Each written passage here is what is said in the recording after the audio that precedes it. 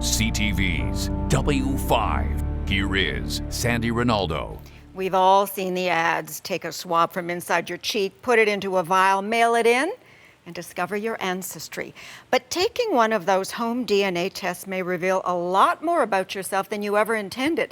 And not just you, about your family and relatives as well.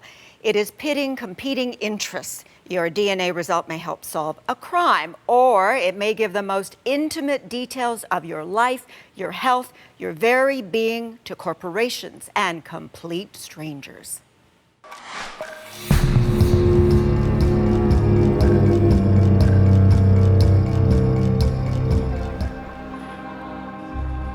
Decades have passed since they were young, but Victoria, BC lawyer John Van Cuylenburg still has fond memories of growing up with his sister Tanya.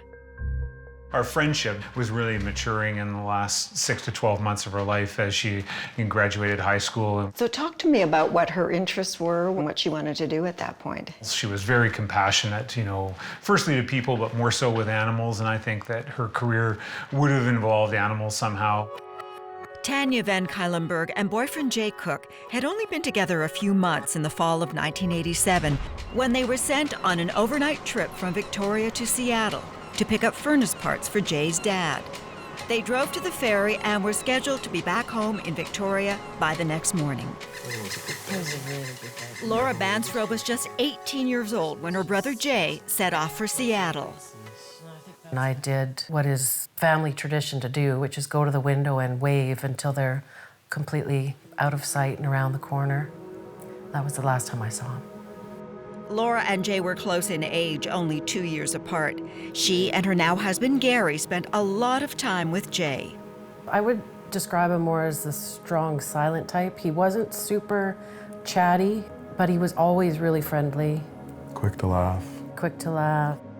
A day passed with no word from Tanya and Jay. The families began to worry. My dad called and asked whether I'd heard anything from Tanya and Jay, and I think they were hoping that maybe by chance they decided to come home a different route. John Van Cuylenburg never saw his sister Tanya alive again. Her body was found sexually assaulted and shot in the head in the woods of Skagit County, Washington, 5 days after she went missing. We drove north from Seattle up to Mount Vernon, unfortunately, to identify Tanya's body. You were there. I was. You saw your sister. Yes. How do you do that, John? I don't know. It needed to be done. The police called us and asked us to come down to the station at like 9 o'clock at night. And we knew. So you knew then? Something bad, yeah. And when they told us they had found Tanya, you pretty much assume that he's dead as well. Laura was right.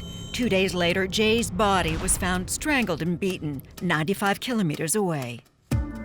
Jay and Tanya's killer left plenty of clues behind. Fingerprints on their van, twist ties, a pair of gloves, and semen on Tanya's clothes and body.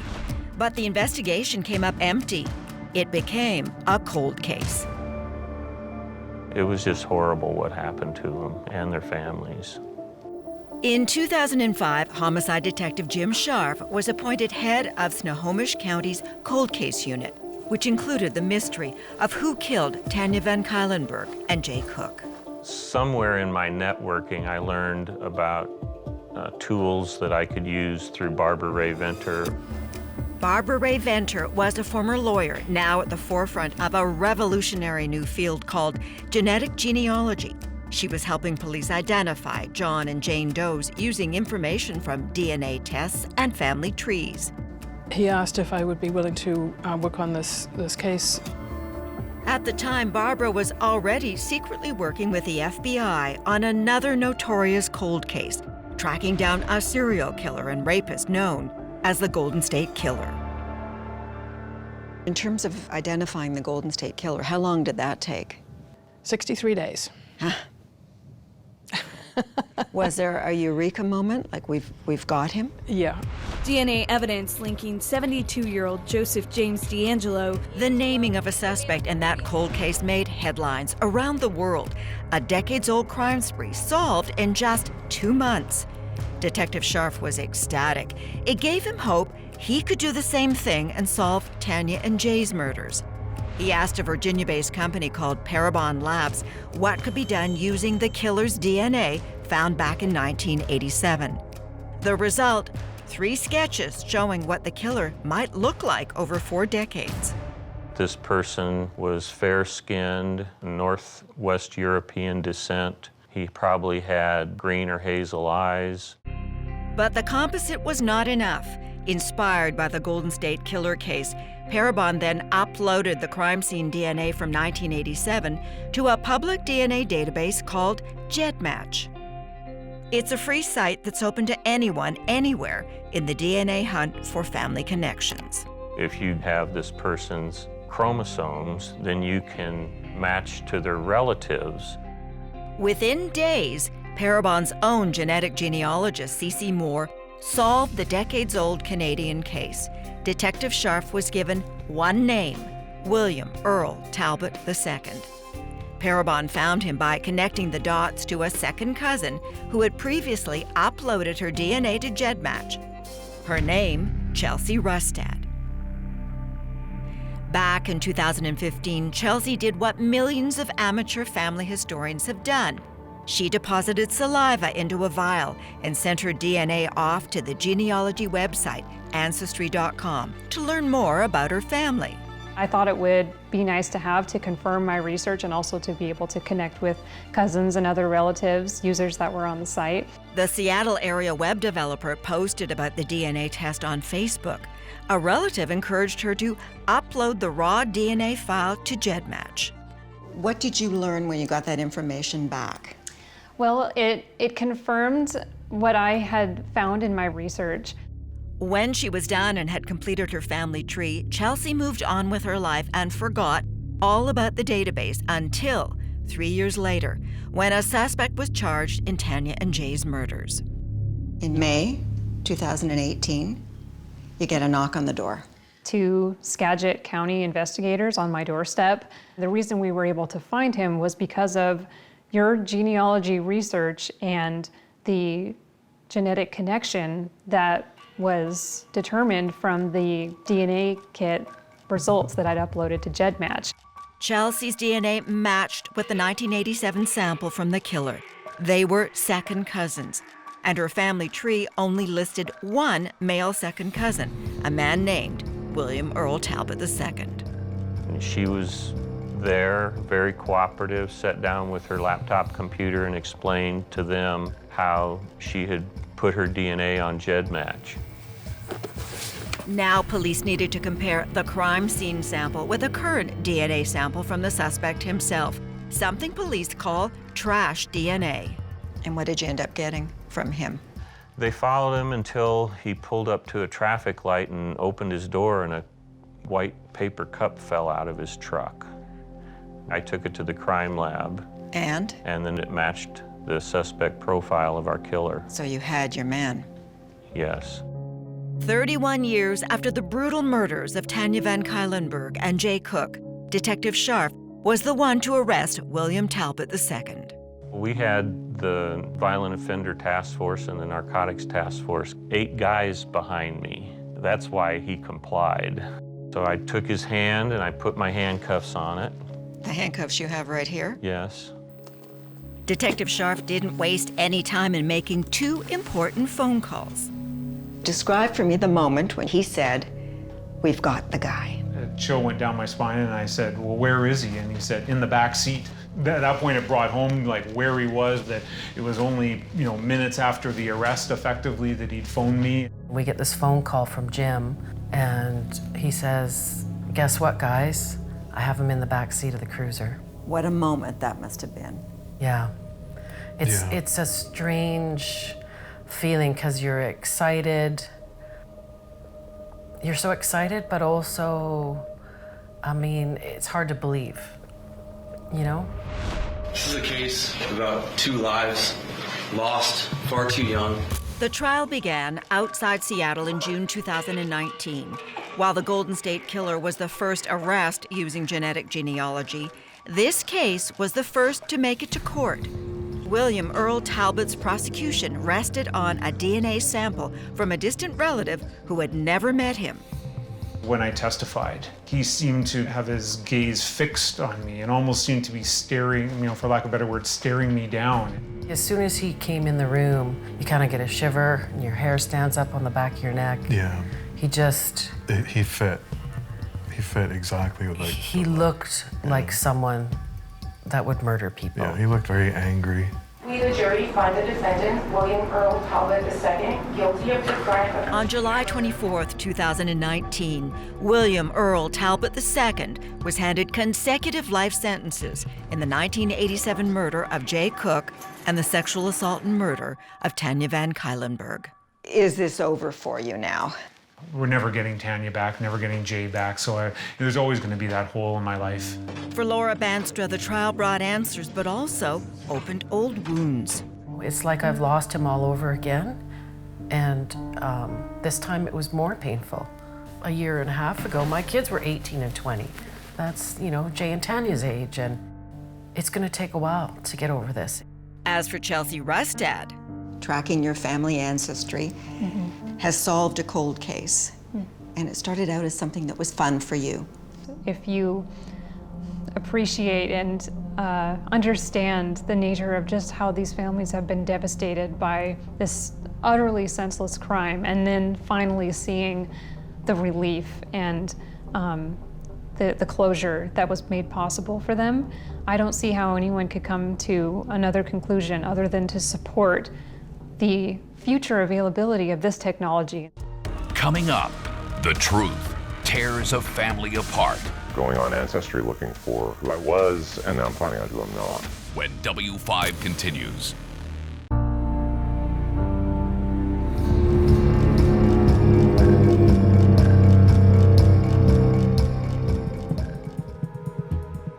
Chelsea Rustad sent her DNA off to Ancestry.com to learn about her family history. It led to the solving of a 31-year-old cold case murder. This man, who we are calling Philip, did the same test, and it led to the unraveling of his whole world. I've never experienced anything like that. Going on Ancestry looking for who I was, and now I'm finding out who I'm not. We are concealing Philip's identity because what he's about to tell us is a secret that could tear apart his family. I got a message from someone I'd never met claiming to be a half-sibling. She had found out from her mother that she was donor conceived a year prior, and immediately did a DNA test and was waiting to see if another half-sibling or other family member showed up. Right, and then you show up. She jumped at the chance and got right in touch with me. Philip was shocked. He thought perhaps his father had an affair or donated sperm. At this point, you're thinking your dad is your biological dad. Yes. What changed that? The half-sister, through our shared matches on Ancestry, was able to figure out who the donor was very quickly. And it wasn't the man who raised him. His biological father was a doctor, possibly a medical student at the time, who had donated sperm. What actually sealed the deal for me was seeing a picture of him. For me, it was like looking into a mirror.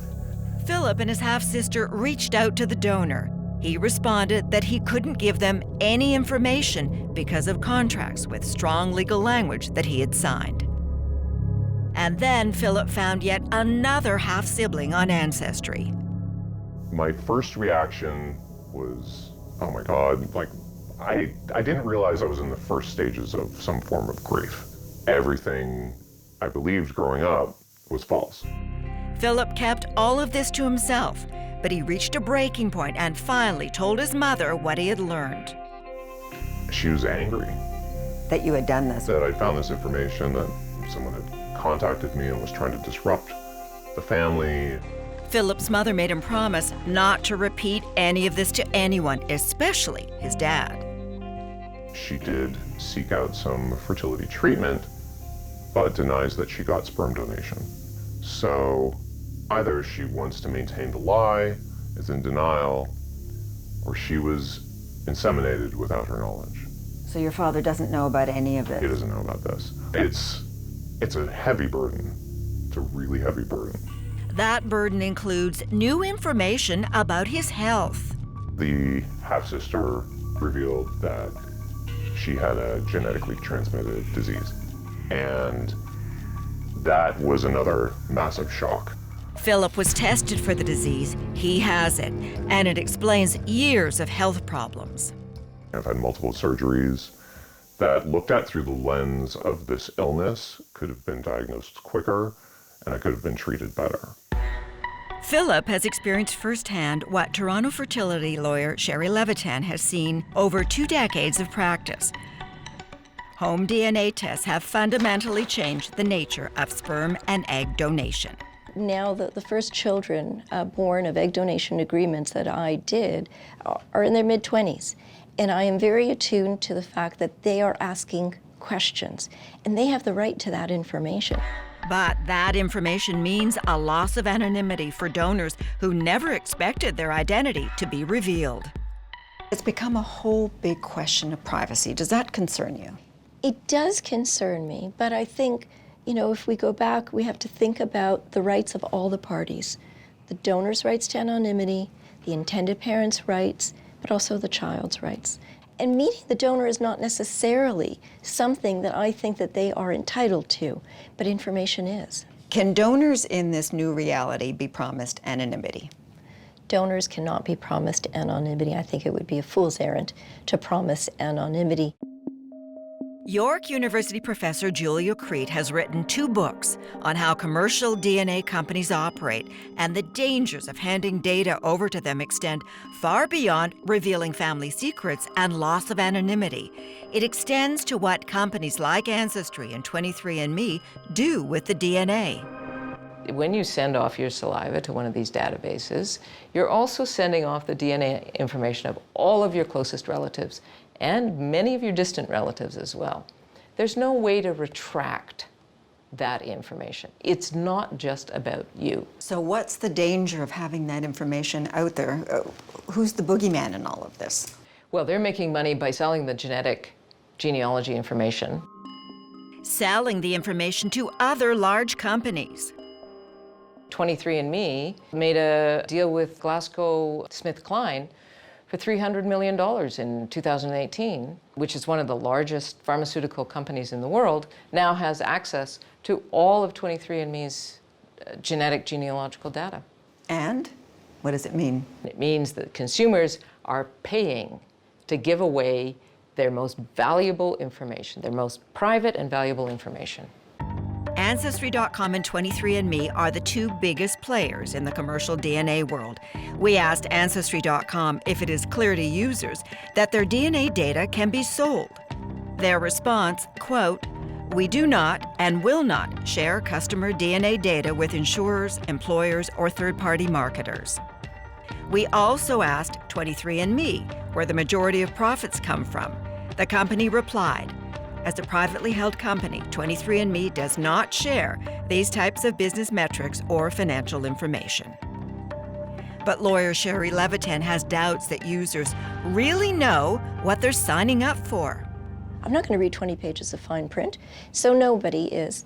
So I think that it should be very, very carefully worded, but also very transparent, and people should understand the consequences of giving some large corporation the right to their DNA. What can be more personal than your DNA? Philip knows the unforeseen consequences of handing over DNA. He is still reeling from what he's learned. I'm gonna give it time. It took me a long time to come to terms. I haven't come to terms with it yet. It's still deeply shocking.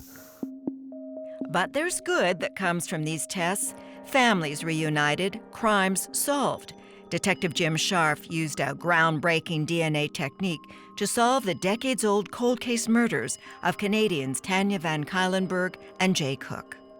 We're going to be having detectives learning to be genealogists, and we're going to be solving cases within weeks that were never solvable before. But privacy advocates raised the alarm about police access to the free public DNA database, GEDmatch. The website changed its terms of service. All existing users were opted out of the law enforcement pool. Now they can choose whether or not to make information available to police. It has had far-reaching consequences, fewer profiles to match to suspects. That's the luck of the draw when you upload to a public database, is how many people have put their DNA profile in there that could be related to the suspect. Right, so that's a lot of information that could have been available to you isn't anymore. That's so correct. It makes it more difficult for you. Yes. But not everyone is sympathetic. Professor Julia Crete. Who's going to set the limits on how DNA will be used? Once that information is accessible to law enforcement, we have absolutely no control over how it's used. So, what would be the solution in all of this so that the greater good of all this information could be used, but at the same time there are protections in place? There has to be strong government regulation of direct-to-consumer testing and how that data will be used, and under what circumstances those databases can be sold on. Until that happens, there are no guarantees when it comes to privacy and your DNA. For Barbara Ray Venter, the woman who brought genetic genealogy to the mainstream and helped solve high-profile murders, it is a question of buyer beware. So that simple little mouth swap opens up a Pandora's box. Yes, ma'am. Good and bad. Exactly, because now all of these secrets are out there, yes. And it's a question of what are people going to do with those secrets. Well, the largest home DNA testing companies are based in the U.S., so there is little that Canada can do to regulate them. It's up to users to be clear on what they're signing up for and what the consequences could be.